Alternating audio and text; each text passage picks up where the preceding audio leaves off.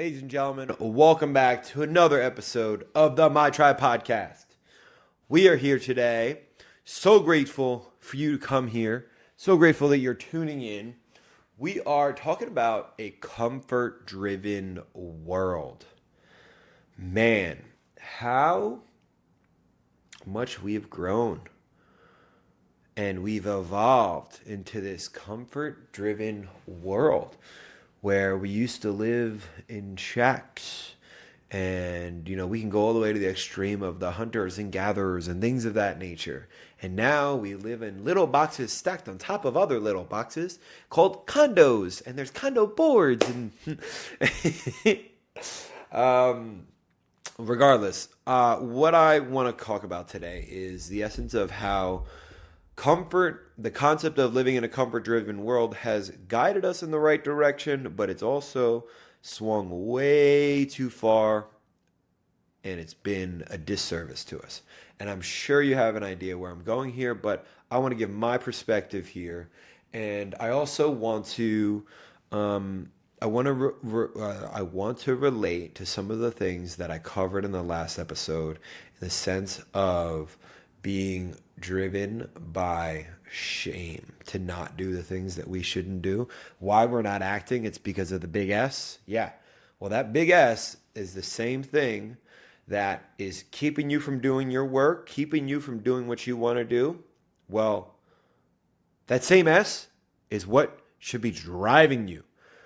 The same thing, that S, it actually acts as a wall and a barrier to what you want to do, what you want to get to, but instead it should act as a compass to blast through that wall so you can come out on the other side and be stronger, be more resilient, and have a deeper understanding of the things that you don't want to do. Mine was accounting. That was the first thing that came to mind when I was talking about it last week. But now there's a lot of shame around. I know when I started in the gym, when I started working out, I certainly was a chubby little guy. I was not the most in shape, and I would read the magazines and say, "All right, man, this is pretty amazing. Like, these guys are ripped. I want a six pack. Yeah. I want." Then I go to the gym and I put in the work and I look around and I'm not what the people look like in the magazine or the people look like in the gym. There's some big guys, big ripped dude, guys, huge, killing it, lifting weights, boom, slamming it down, very intimidating place. My shame would kick in. I'm like, oh man, let me put on a hoodie and bury my head a little bit here. I'm a little bit ashamed. But that shame, I'm so happy that I didn't let it drive me out of the gym, didn't let it drive me away from my goals, because it very much could have. And it's actually has guided me away from doing some of the things such as accounting, even reading for me. Reading for me, I still have this like mental thing in my head, like, oh no, I don't like reading books. I don't like reading books. No, man, I'm not a reader. I'm this cool little sixth grader that can talk shit about losers or nerds that read. What are we talking about? But that's the inner person, that's the inner old version of me that needs to die, that needs to just be written off, because I need to deprogram that from my software, essentially. And I do that by reading. I do that by going towards the thing that is exactly what I want to seek away from and go towards comfort. To me, comfort looks like scrolling on social media. Comfort looks like procrastinating and not going to not doing work that I don't want to do, whether it be creating marketing material for my training, creating programming for my training, creating new vendor relationships for Isapalooza, all of those things that the work that I don't want to do. It's that. Wow, I'm having a revelation as I'm talking about this. The essence of that is the fact that I'm getting away from it is because I'm like, oh, am I doing the best that I can do? Am I really providing the best service? Am I ashamed?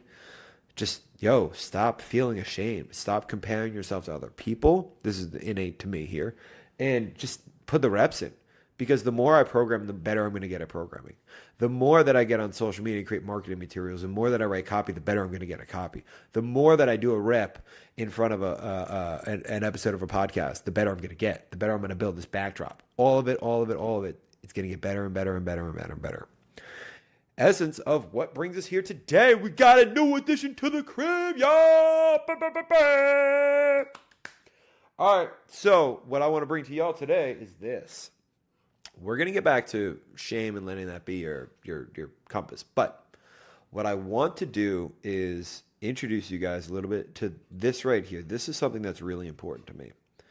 And I'm going to tell you the story behind this before we get into it. So I was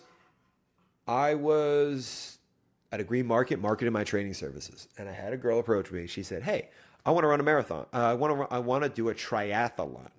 Have you ever trained anybody in that before?" And the inner New Yorker BSer and me wanted to come out like, yeah, I got you. I could do that. Yeah. But I was like, you know what? I'm not going to lie. I'm not going to live in that lie for the next X amount of months or whatever it is. Listen, I haven't, but I can figure it out. You want to train for a triathlon? Let's do it. I'm going to create a nutrition plan.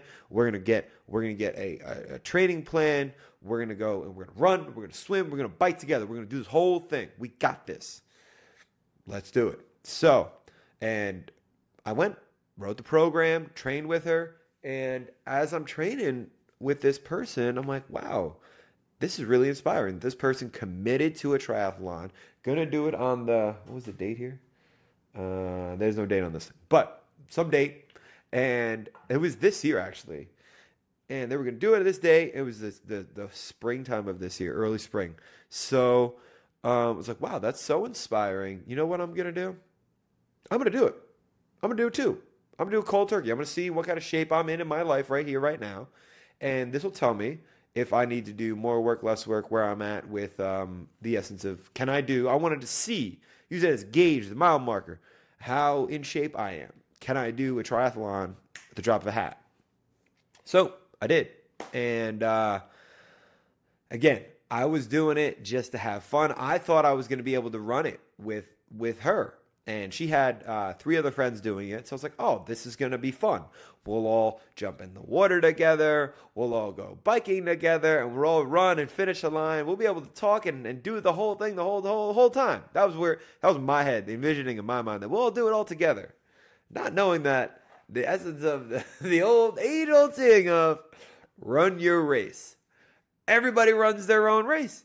Everybody swims at a different pace. Never mind actual fact of that I did zero research on this at all, that men and women don't run the same times. They go very different times. One before, then the women go after. But I digressed back to the story of I was running this triathlon to see what I had. As I'm in it, I'm like, all right, this is some crazy, this is wild stuff. This is cool. This is fun. But I feel great. I made content the whole time. And as I was doing it, I was making videos. I was joking with people as I was biking with them. And I'm still doing it. It was a struggle. Don't get me wrong. This was a sprint, but it wasn't a full triathlon. It was a sprint triathlon. And it was great. I'll tell you, I had a great experience. And one of the things that have been I'm going to come back to the triathlon and come back to this right here because one of the things that have been very key and prevalent in my life, and I want to say that I started to notice it at the birth of my goddaughter, little Addie James. And it was the numbers 18. Now, some people might think, oh, he's woo-woo, he's crazy, he's out of his mind. Yeah, all right. Think that, goodbye, I don't give a shit. We're good. And I realized that she was born on the 18th. I was born on the 18th. I would see a lot of numbers, a lot of resignations to 18. 18, when I'd get a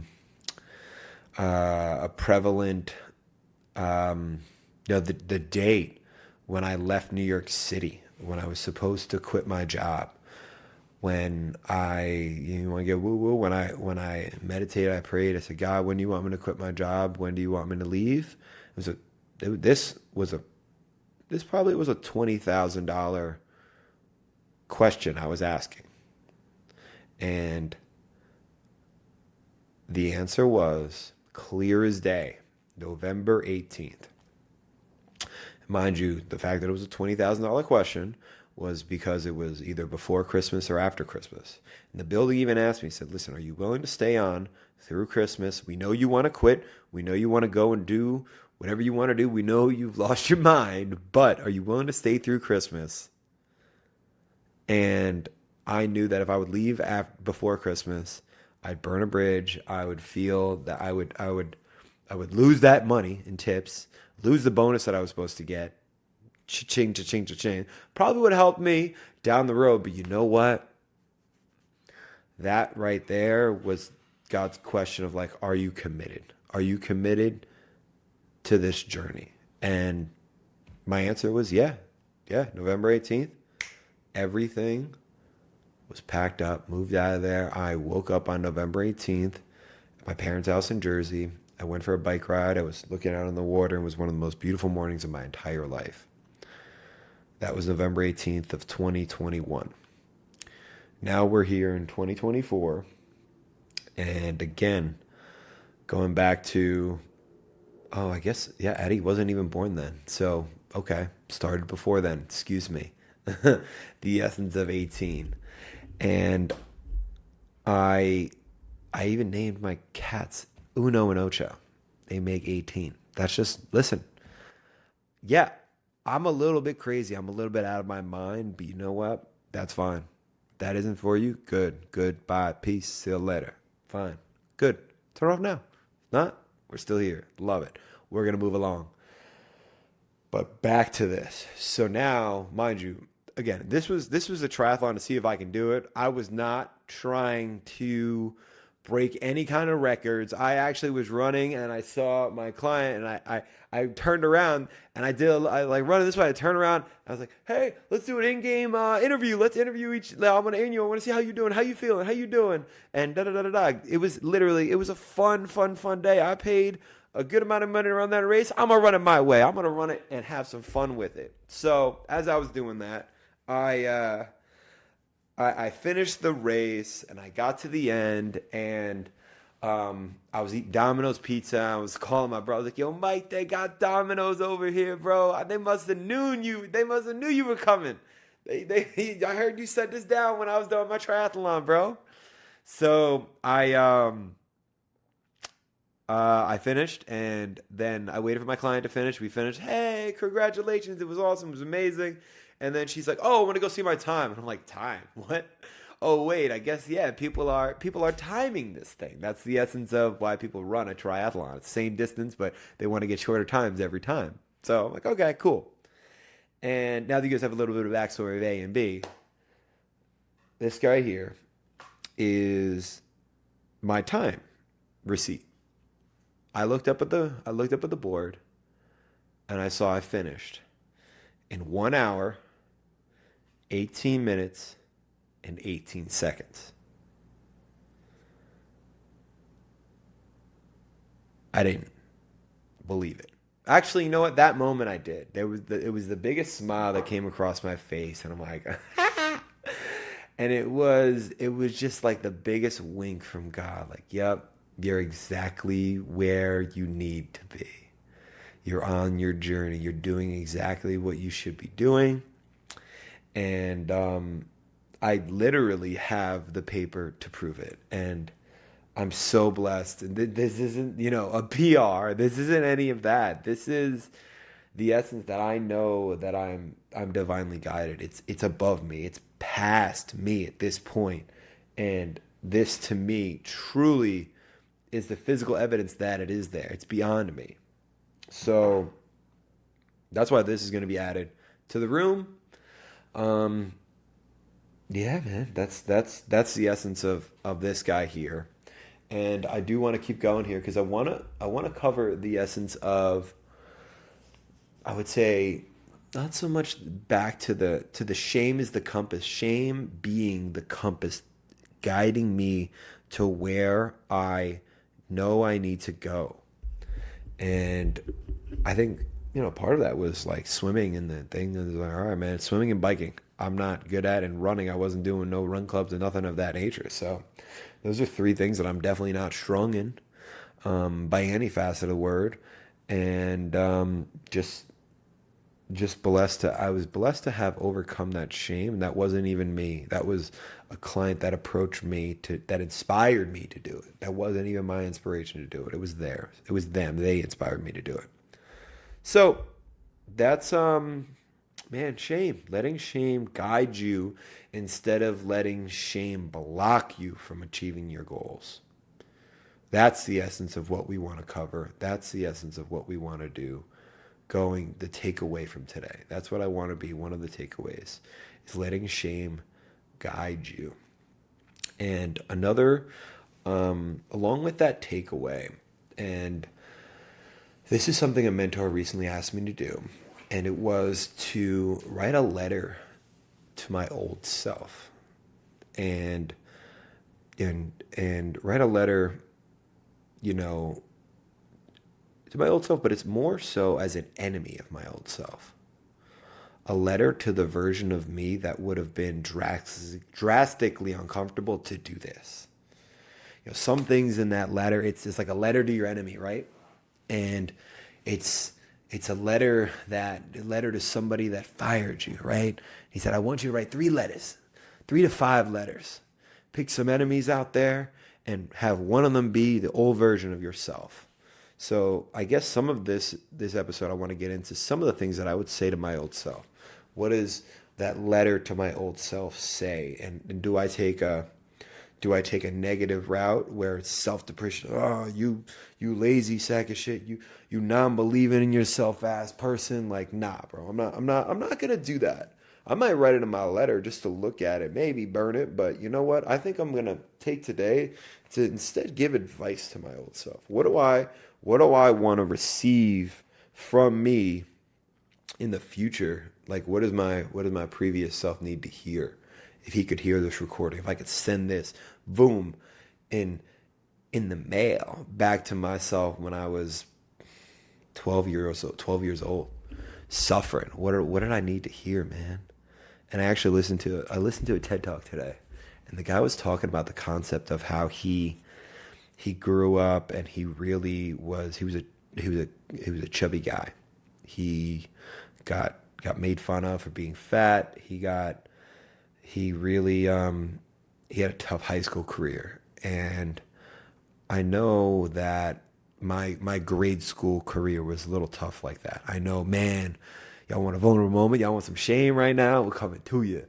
We were trying to help the teacher out one day, and we were fixing the Bibles. My boys are gonna laugh when they see this shit. We were fixing the Bibles because they were there, and we were fixing. I was organizing the Bibles in the class. It was a shelf, like probably about yay high, and it had 3 rows in it, and it had 2 shelves. And the bottom shelf I filled all the way up, and the top shelf I was filling the Bibles up, and then one of the pegs on both sides was missing. And instead of trying to take the Bibles out and do it the right way, I was like, you know what? Let me hold it up. I can find a peg and put it in. As I'm doing that, boom, the shelf drops out. The Bibles fall on me as the teacher's teaching, right? Because I'm trying to avoid work, and B, trying to help any way I can, because I know how to work hard, but I can't pay attention. So this is my way of getting extra credit, if you will. And so I'm doing it, and all the Bibles fall down. And one of my best friends turns to me and goes, and the whole class erupts in dead laughter. And I was like, wow, okay. And I start crying. I run out of that class. I was so ashamed. I was crying. I don't know where I wanted to go. I was like, I'm going to run away forever. I don't know what's going on. And at that moment, I pretty much blacked out. It was wild. And but it was a monumental moment of like, wow, man, you really let. And it wasn't even the fact that the shit fell. It wasn't the fact that my friend laughed at me. It wasn't the fact the whole class was doing it. It was like, yes, the whole situation was overwhelming, but it was, to me, the lesson was like, yo, you let this thing happen to you. You let like a an imperfect situation get on top of you. Like when somebody's making fun of you, you allowed it. And I'd lived my whole life with my dad breaking my balls, and I would always give it back. You get punched, you punch back. You punch back. And I think in that moment, it was just like, yo, there were a lot of options that I could have went with. I could have laughed along with everybody. I could have just like played it off and laid down, and the Bibles would have fell on top of me even more. There's a lot of things that I could have done to make that. Let's spin it, right? I could have spun it many different ways, but I didn't, and that's okay. And I wasn't supposed to in that moment. And I think that the essence of that moment really taught me a lot of like how tough it was for me growing up, like trying to be good at school, but I didn't have it. I didn't have it. I struggled in grade school. And that struggle is what developed character. That was what really helped me to that's what helped me to become the person I am today, that struggle. And I'm blessed for that struggle. And that's the advice that I would give back to myself, coming full circle to the lettered old self. Advice to my old self is like, dude, just enjoy the journey, enjoy the struggle, and roll with it. Don't sit here and suffer through it. Don't be the victim of your struggle. Just roll with it. Just have fun with it. I think that's kind of what I've been blessed to do here down in South Florida as I'm like living my life here, man. Just roll with it. Whether things going well, things are not going well, I'll pride myself on rolling with it and caring, yes. Knowing that I want more, yes. Working towards more, yes. And that's all going to work out. But between here and here, I want to enjoy it. I don't want to be here and be low the whole time before I come back to here. Nah, man, let's enjoy the ride. Let's have some fun. That's the advice that comes to me right here, right now. And I think there's more advice. There's more advice of like, don't be lazy, dream big, dream big. That's kind of one of the big ones. The laziness that we've worked hard to be passionate about the projects that we're working on, to stay focused and productive on them. You write that every single day. I love being focused and productive. I'm gonna show y'all real quick. Hold up. We got it right here. We got it right here. We talked about this a couple episodes ago about being focused and productive, but this is it right here. This is the essence of it right here. Focused and productive. This is it. Write it 25 times every day, every day, every day, every day. So, but again, ironically, the title of this journal that I'm working on right now, Dream Bigger. That's the advice I have to my old self, my current self, and my future self. Dream bigger. Dream the biggest dream you want to dream. Maybe it's nervous. Maybe you're nervous. Maybe you're scared about it. When I first moved here, I said, man, I want to live by water. And never in a million years, I think I would live in a block away from the beach. 2-bedroom condo. Never in a million years would I ever imagine myself being here. And no, I don't own this. I don't claim to own this property. I rent to my parents, who, again, never in a million years, I think I would never dream or assume them to be, let's call it, to have like unwavering support for where I am and what I'm doing right now. So God love them so much. Thank you. But I'm just so blessed and so thankful because I dreamed big. I said, I don't know how, but I want to wake up, I want to see the ocean. And I made it long enough here to work on my own, to get my parents to invest in something that made sense. And we're here now. Now I wake up and see the ocean. But now, what is the next level of that dream bigger? What is that next level? Because look at this. This right here. If I'm getting winks like this and I'm not dreaming big, what a disservice to myself. What a disservice to God. What a disservice that I'm doing to this life if I'm not dreaming bigger.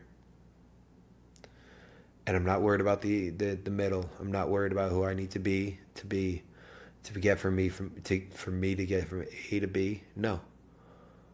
I think that we need to dream big. We need to be, I almost said put in consistent work. Like, no.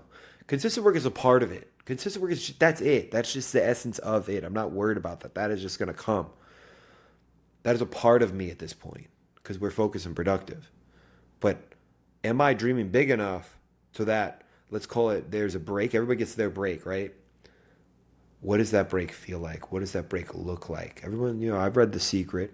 You got to feel the gratitude. You got to feel that moment of like, wow, I'm really doing what I love to do every single day. And this is amazing. I never even in a million years even had the reality. I started the podcast just to get to know people, just to connect with other individuals. Never in a million years. But I think that like, oh, well, who knows where this can go? You know what? That right there. That's the essence where I need to start dreaming big. Because why not? Why not me? I literally shook hands with a dude on Sunday. It hasn't even been a week. This guy has 50 million followers on a podcast. What makes him different than me? Is he willing to put in the work? Is he more charismatic and fucking goofy and likable than me? Nah. He ain't. That's okay. It's okay. But honestly, like, what is it that, like, what's the difference? What's the difference of that guy and me?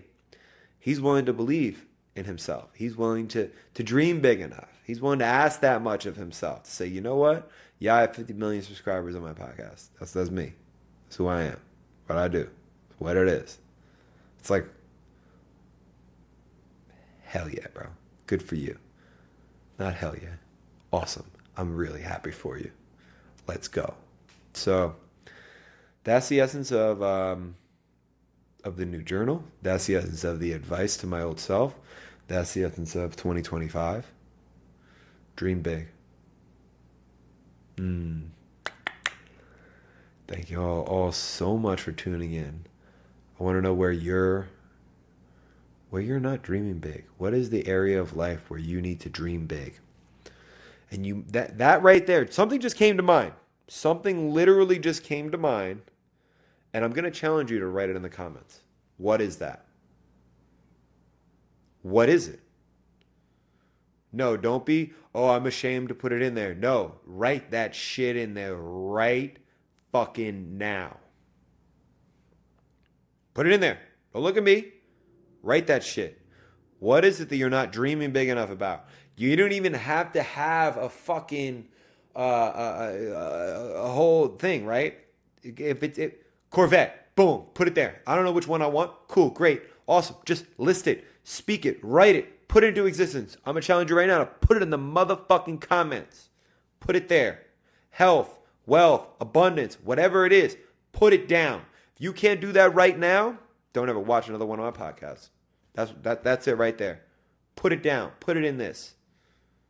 Actually, I'm not throwing you all that guilt on you. I'm not throwing all that, but I am a challenger to it. I am going to challenge you to take action and actually just sit into that dream and actually feel into that dream.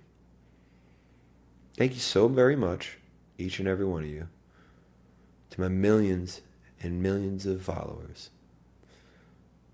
millions and millions of subscribers on this podcast. I'm so grateful and so thankful. Much love to each and every one of y'all. Don't forget to share this with a friend who might have some problem with living in that comfort-driven world, living in a world where shame is their wall and it's not their compass. Share this with them. The first person that comes to mind. Thank you all very much. Peace.